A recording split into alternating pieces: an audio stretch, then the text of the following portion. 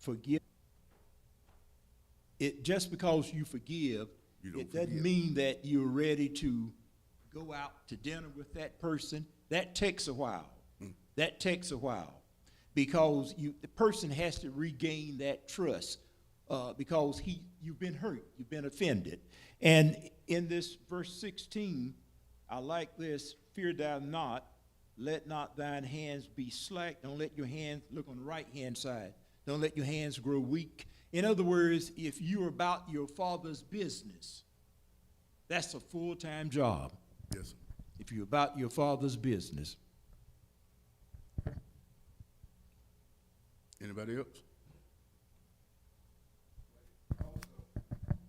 It also say, be ye also ready, you know? Zephaniah is telling them they got to get ready. Because what they did in the past, God gonna wipe it out. Yeah. Well, like God. When somebody take a fresh start, we need to forgive them and help them take their fresh start. That would be nice. Like Jimmy said, sometimes it's easier to forgive than forget. Like I said, sometimes it says you can forgive somebody, but sometimes you can leave them where they are. Like I said, it takes a while to get over what they did, but sooner or later, if you got that kind of heart, sooner or later you'll go back to them. You'll try to help them. And they might be coming back to you. You might need help one day. You never know. Yeah, I know what I was getting ready to say. I had a senior moment a little while ago. That's why I stopped talking. But it just came back to me when you said something. We forgive, but reconciliation, that's the word I wanted. That takes a while. Because, yes, we have to forgive. We are commanded to forgive. Now, it's not optional. You know, just like breakfast this morning, you chose what you wanted. But you can't choose this business of forgiveness. You either do it or you don't do it. Now, it's just that simple. And I know you say, well, Jim, you don't know what that joker did to me. No, I don't know. But we have all been hurt. But we are required to forgive. But reconciliation takes a little longer because that you got to, it takes a while, again, because of the offense. It takes a while. You say, well, I forgive, but we're not ready yet to be ace boom coons. That takes a while. We're not there yet, but we're working on it. And that's what we have to do. We're working on it. Yeah. You see, it's just like working with God. You just don't get saved just with a snap of a finger. It's a process. Because you might learn something out of the Bible today to help you get along, to greet other people and stuff. But still, it's a process. Because you sit up here today, you shout today. As soon as you walk outside, there might be a certain person out there to say something to you, and you might turn around and want to slap them. But see, that's the human side. I mean, you look at us today. You in education, look at our black history. What they did to the black people back then. And still today, some of the same stuff is going on, but they're trying to be a little bit more sneaky about it. So still, when you hear about stuff like that, then they don't want our history in libraries and in schools to be taught. It does something to you still, even though we won't back that in. Tyrone, I go back to my life, and my father put a killing on me. I had to forgive him because I had to put my feet under his table. But I didn't tell him that I forgive him. You better not. But I did tell him before he passed on that I forgive him. Yeah.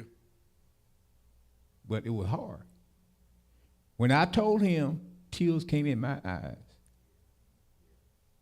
It was hard for me to tell him that I forgive him. But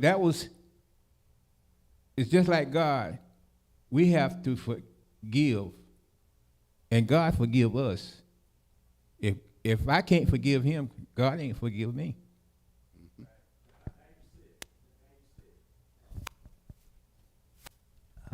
And you see, that was the human side, Jesse, when you said that tears came in your eyes. That was the human side. You know, when Mama was killing us, not spanking, not beating, but killing us. You know, Daddy was in the grave, and she had to step up to the plate because my dad has been dead since I was 9 years old. So she had to step up to the plate. And when she would say, this is going to hurt me more than it hurts you, well, I thought she was Didn't believe crazy. that. I thought she had lost her mind because I was on the receiving end. Yeah. How in the world is it going to hurt you? And I told you about my brother George. George wouldn't cry. And all Mama had to say, I'm going to get you, I would start crying. And I would tell George, I say, if you would cry, she won't beat you so long. But he wouldn't cry. He was just stubborn.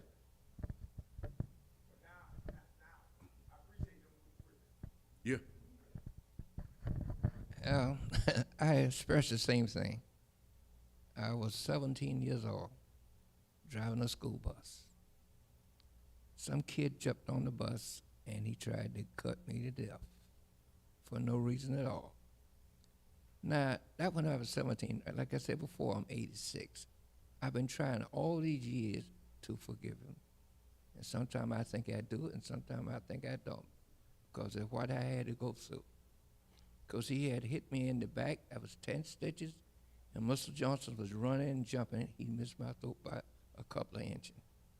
But I thank the good old Lord, he didn't go that far. Yeah. But that forgiveness, like you said, is hard. Sometimes you think you do, but when you think about it, it's just hard. But you have to forgive. Because you forgive because you realize it's always two parts to everything, the good, bad, and the bad part.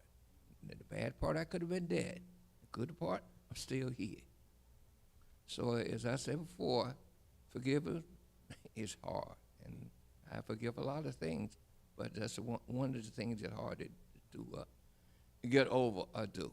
But sometimes I wake up and I have to forgive because I'm still here. Thank you. Okay.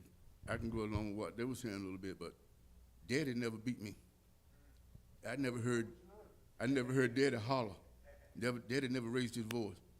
Me and Belton and them used to be back in the back of the church playing or something. Daddy sitting over there, Daddy would just look. You knew the deal. But now Mama, Sister and them, hey, like I say, you try to run for that whooping, the only thing they do, they wouldn't chase you. You got to come back home sometime. And you might forget about it. And sometimes you wait to get back in that bathtub. And good gracious alive, you know the next time. Now that was Mama and them. But like I said, I never heard Daddy raise his voice. Never can remember that. Yeah.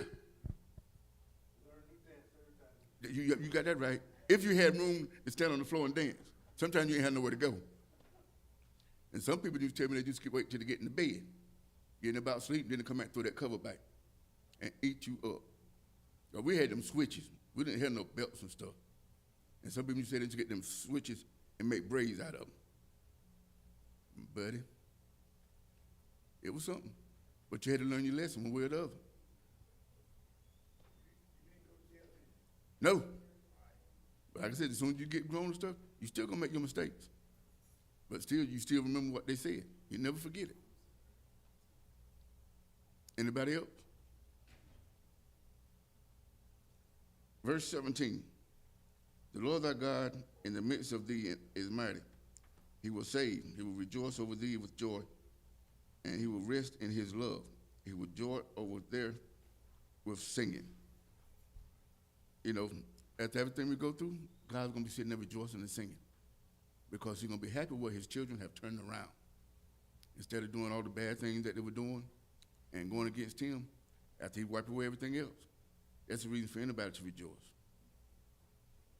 You know, just like us parents. We've had children do things and we didn't appreciate, but yet when they see something, when they turn around, it does something to you. Anybody else have anything to say? It's preparation. See, God have gone on. He have prepared everything for you. Just like your father, he get out and work every day to prepare a meal for you so you can eat. And that's what God is doing for these people at this time. Because he always said that Israel was his people. True. You know, everything you said, all this stuff was done, it was prophesied, preparing us for what's going to come. But yet we have to look at it and try to understand it, even if we don't. Just receive it and think about it, because it might be next week. Some of the same stuff might happen. And what we're talking about here, that that the prophets, already seen. But you never know. And then sometimes it's like something that seems like deja vu, like you already been through it. It's because we heard about it all our lives. But then when it happens, it seems like we already been through it before.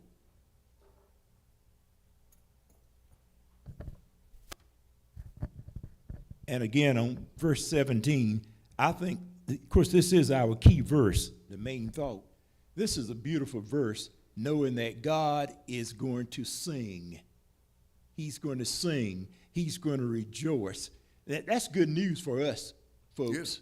That is good news. I like this, that he will save, he will rejoice, he will rest. Look on the right-hand side. He will renew you in his love, and he will joy over thee with singing. When God sings, oh, happy day. When God sings. And see, that's something like we look at in the churches today.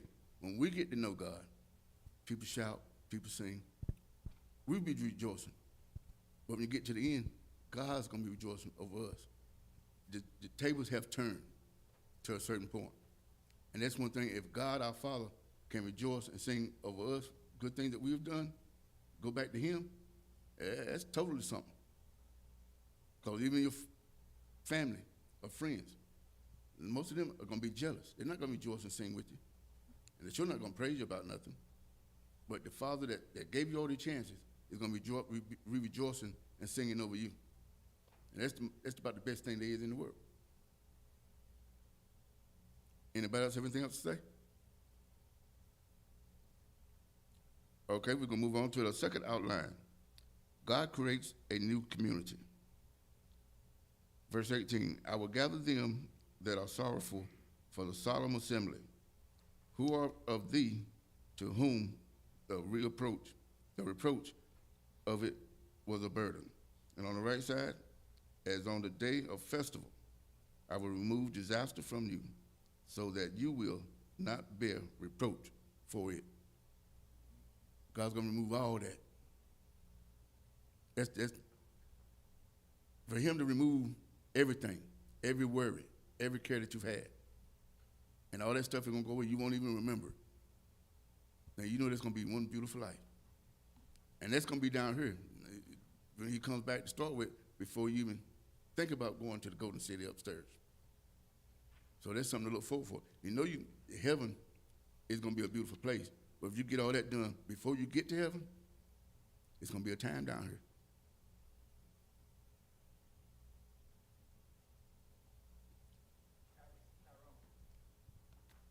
When people try to help you, you got to listen.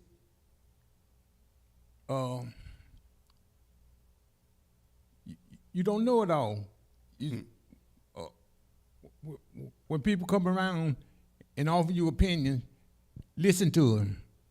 The boy that did the shooting the other night, I told his daddy about him walking down the road with an AK-47 2 years ago. The one that did the shooting Friday night. I'm trying to tell you. He stayed right in front of my shop. You got to listen. They listen, but yet they want to do their own thing. Some people have to learn the hard way. He's lucky to be alive, because somebody else could have AK and went back and put within him. He could have killed somebody, and then he would have been in jail the rest of his life. You know, there are two songs that I can think about right now. One was Tommy Ellison, about the drunk driver.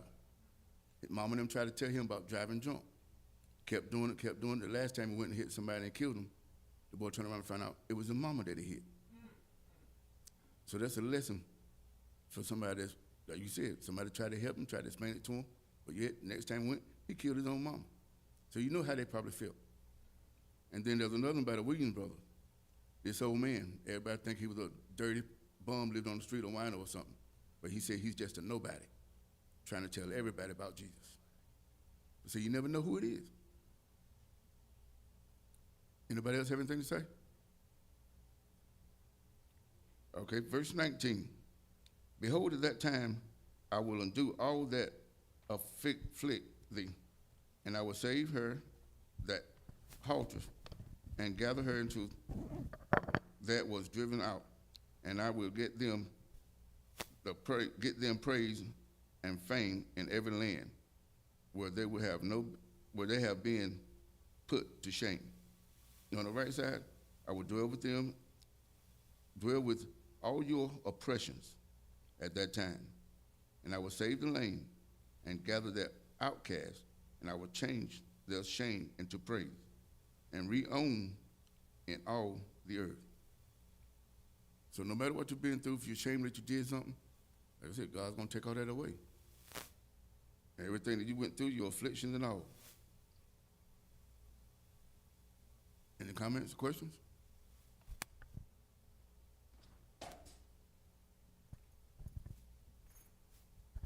Yeah, verse 19 is simply saying that God is going to reverse our situation.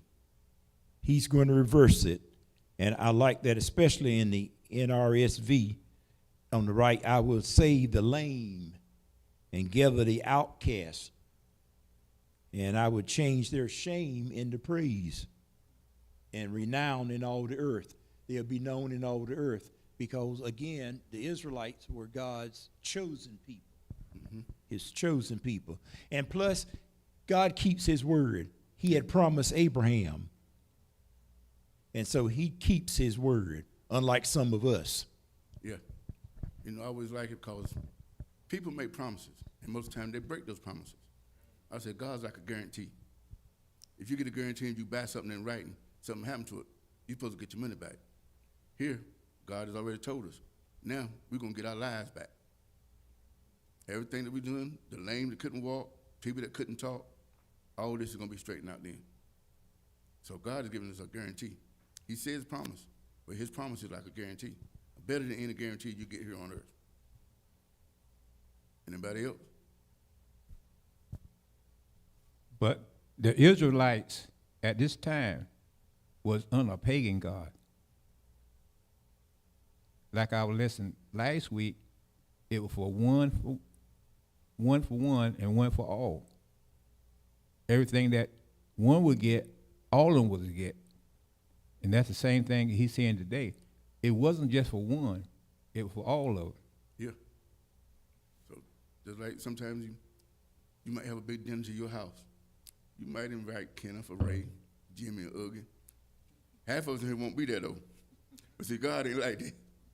When he does everybody gonna be there. And back here it said at the festival in verse 18, it's on the day of festival. Because that's what it's gonna be. Everybody's gonna be rejoicing.